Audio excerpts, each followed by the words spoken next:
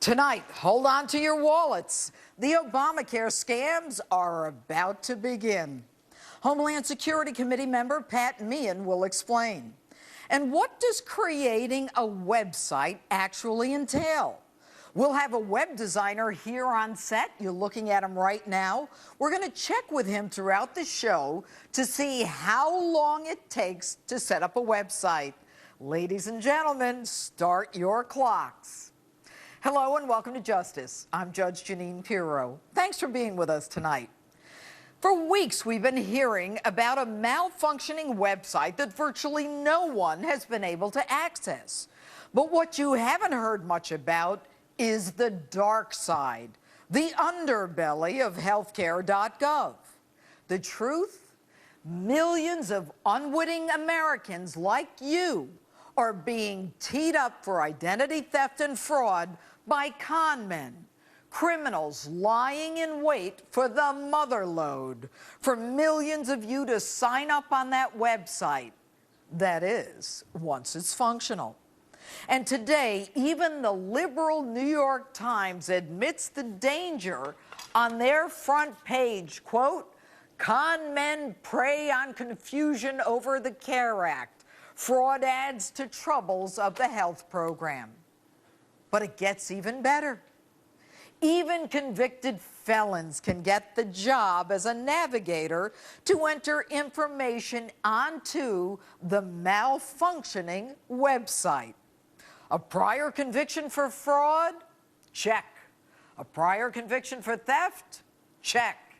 A prior conviction for identity theft? No problem. Welcome to healthcare.gov. And although the president, Congress, and their staffs and union members have gotten their Obamacare exemptions, no such luxury for us in the middle class. And as of today, over 4 million Americans have been told that they cannot keep their health care plans. This after our president promised for years that they could. If you like your health care plan, you'll be able to keep your health care plan, period. No one will take it away, no matter what. But if you are a middle-class American and have lost your plan, the president's fix? Go on the website and shop around for a new plan. Except the website is broken. And how do you afford a new plan anyway, since it's estimated that the typical American family in 2016 will have to pay $20,000 more a year for their family's health care? If that middle-class family only makes $60,000 a year, how can they possibly pay for it? The president's fix? Check out the exchanges, the ones that are not up and running, and not to worry, you'll be eligible for substantial subsidies. But what if you're not? The end result? The middle class gets squeezed again. They and the country go backwards. Think about it. If insurance companies are paying doctors and hospitals Medicaid-like rates, then specialists and doctors at top hospitals will simply refuse to participate. And how do we give health care to an additional 40 million Americans, let alone pay for those additional 40 million, without any plan at all to increase the number of doctors or any kind of incentives to get more people to go to medical school? The only way? Squeeze the middle class again. And yet, Mr. President, you continue your pitch to them as recently as this week. Your help to implement this law. I need your help to educate folks about this law. You need to keep knocking on doors and making phone calls and traveling all across your states. Mr. President, with all due respect, what's the point of knocking on people's doors if no one can sign on to the website? And even more outrageous, Mr. President, you accused Republicans of putting a gun to the heads of Americans. You don't negotiate by putting a gun to the other person's head. Or worse yet, by putting a gun to the American people's head by threatening a shutdown. Mr. President, according to an explosive report, you knew and your administration knew that up to 75% of the people would not be able to keep their plans. And you knew this for 3 years as you continued to insist and proliferate your lie that everyone could keep their health plan if they liked it. Period. So, Mr. President, you object to your opponents of Obamacare and say that they negotiate by putting a gun to the American people's heads. Did you perpetrate a lie to the American people? Is that how you negotiate? My next guest predicted years ago that Obamacare would be a disaster, and he was right. With me, the man with the crystal ball, former Massachusetts Senator and Fox News contributor, Scott Brown. Good evening, Senator. How are you? Great, Judge. How are you? Very nice opening. I enjoyed listening. Thank you. Senator, the president was golfing again today while millions of Americans are losing their health care insurance. What's your reaction to that?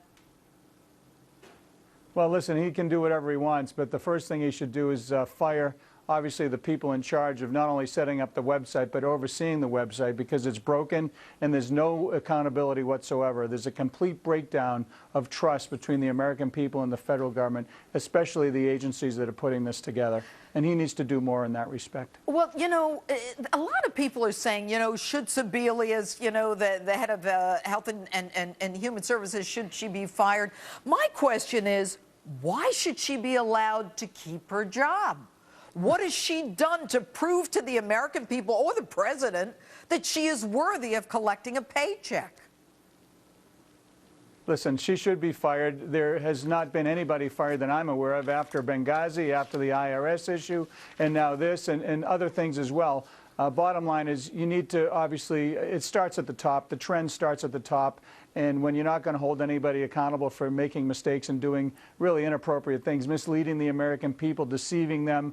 And you're right, I did say 4 years ago that this would be a train wreck, this would be a mess. It would not be good for Massachusetts or this country, that they were going to cut $500 billion from Medicare, that they're going to impose 18 new taxes. It was going to be this one-size-fits-all. And remember, I think, if I'm not mistaken, we won World War II in about 3.8 years, and yet it took about 3.8 years to get the website up. And that doesn't even work. So go figure. It's unbelievable what's happening here. I want you to know that we have someone on set right now, and I told everyone to start their clocks, and he is creating a website as we speak. And hopefully before the end of the hour, we'll find out how long it really takes to build a website. Certainly not on the level that we need for Obamacare. But Senator, let's talk about the fact that an additional 40 million Americans have to be covered under this new Obamacare. How do we do that without adding doctors to the plans? Well, you're right. Because of the changes, a lot of doctors aren't going to take these patients. With the cuts in Medicare, there's going to be a dramatic strain on nurses, hospitals, and doctors. They're just not going to take the patients. This is going to, I think, lead to a very serious breakdown in medical care as we know it, and really jeopardize our standing, especially in Massachusetts and other states that have fantastic health and medical care. It's going to put that at jeopardy. Bottom line is, you know, I can't even believe what's happening. It's really unbelievable. The letters I put on Facebook and Twitter, I said, please tell me if anyone has actually received the reimbursement or actually, you know, signed up. And I got 2 or 3 people saying, yeah, I got a check. Yeah, I'm paying a little less. But everybody else, and I have 400,000 Facebook followers and 60,000 Twitter followers, and it was overwhelming, the amount of anger and frustration. I haven't seen anything like it since it was since my special election, actually.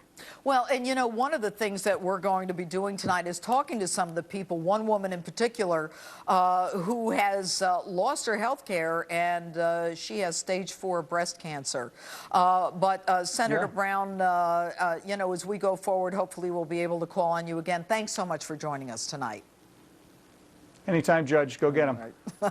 And coming up, the numbers keep growing. Millions being dropped from their health insurance. We're going to hear from one of them next. And tonight's Insta poll. Should the president apologize for not telling the truth about Obamacare? Facebook or tweet me at Judge Jeanine. We'll read your answers later in the show.